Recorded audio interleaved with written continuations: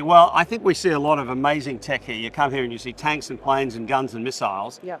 But without the connective tissue, they become very expensive paperweights. I think you said it best, Kyla. Yeah, I think so. And it's interesting to see that none of those go anywhere without that digitization. So, and the really interesting thing is the connective nature of it and the interoperability and interchangeability, because no one organisation, no one force, no one country can fight the enemy by themselves anymore. So it's been really interesting to see. Yeah, and I think the way you said it when we were just talking before is we provide the digital backbone to that central nervous system that makes everything work. So no one platform can function and win a campaign, win a war. It's the ability to bring all those together. Yep. And that's kind of the unsung hero of these events. Zeros and ones don't work well on a stand, but they're very important. Absolutely. Well, you don't get seaworthiness or airworthiness without those digital platforms being available and being 100% reliable and being really secured, and a lot of focus on our offerings at Fujitsu is really bringing through that secure networks and secure technology. Yeah, that's a really good question. It has been spoken about in some of the forums here in the last couple of days.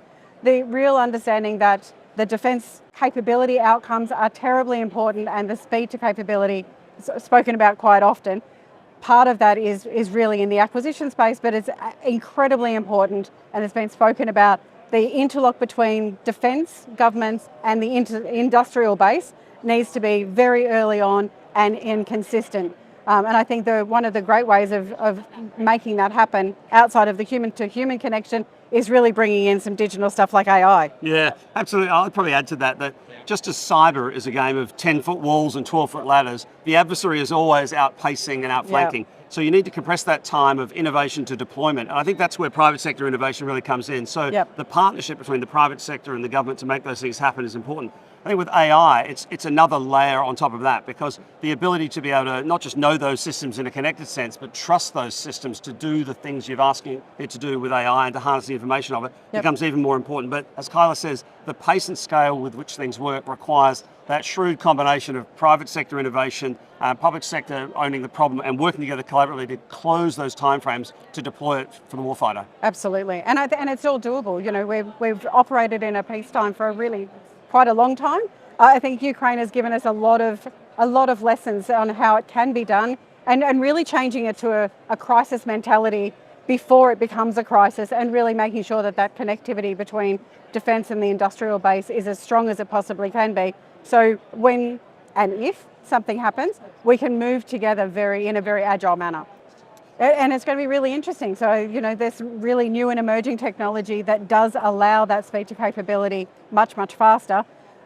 Getting it to a point that we feel it's trusted by our defence forces, and being able to engage and interact with it in a trusted environment is yet to be really proven. But in good news stories, I think we're at the forefront. Japan R&D, we spend a lot of money on R&D in Fujitsu, and we do that because we actually want to see making sure that we've got a more peaceful society. So I think that's really key. Yeah, I'll just add to that. I think we do. We spend $1 billion on R&D. Yeah. But the important thing is you can't just have that sitting in an academic box somewhere. Yeah. It has to be, it's tactile, you've got to play with it, you've got to see what it solves, you've got to do proofs of concepts together with your client to say, how does this amazing technology address this mission challenge? Yeah. You can't do that on the day when the shooting starts. That's a bad way to do it. Yeah. So it's the preparation, the rehearsal, the investigation, the experimentation to see how that works, and then to send the right kind of signals between government clients and the research parts of our organisation to be able to say, this is good, but we need something different, better, that works underwater, in space, etc. Yeah. Very important. It's that real iterative approach, yeah, isn't it? Absolutely. Yeah, it's that, I think we called it fail fast, or test and adjust, whatever you want to call it, do it, because your best lessons are often learned by the mistakes that we made. Well, I think the unsung heroes are the data networks, connectivity. We think about the large operations that we support in Australia, the Talisman Sabre, for example. To make all of those things happen, to make 19 different coalitions work together as one, requires a very elegant choreography of people behind the scenes to make that work. In a modern contemporary workspace, that is about data networks, ephemeral networks that get stood up in response to things, failover systems. These are the things that are a bit like plumbing. You only notice them when they stop working, so very important. Trying to explain the scale of DSEI. Yeah. I came 2 years ago, and it's grown again. Yeah. And I think it's really interesting to see, even in DSEI in Japan, 2 years ago it was 1 hall. This year it was another 4 halls, and they've already resold. Yeah. What's that telling us? What that's telling us is that it's really, the defence sector is growing, but there's a lot of competition, and trying to work through with who you choose as your partner that inherently understands what you're facing right on the edge in an operational viewpoint. And Fujitsu have been doing these, working with defence for over 60 years. So we absolutely understand what's important and how to cut through. Yeah, I would say bring your running shoes. The great news is they always hand out these socks here. I got to use 3 pairs yesterday. I wore 3 pairs out, and I said, I've covered the entire ground. It's a kilometre from one end to the other. They said, there's another one over there and another one underground. So I've yet to find those ones. Yeah. Yep. Held together by great coffee, I should say. Yeah, absolutely. Have we got 2 baristas? Yeah, we got the baristas are flying in for this event. Talk about critical infrastructure. That's really important. Look, I think it's fantastic to see the kind of innovation that's there. I think Australia particularly has always been known as an innovative country, and I think innovation is kind of inventions that work, there's something residually valuable about them. And I think Australia has had to do that over the millennia, over a century. Out of necessity. Out of necessity, because supply lines were cut, they had to invent things, and they are incredibly innovative. There's so much innovation that comes. So seeing that juxtaposed into the modern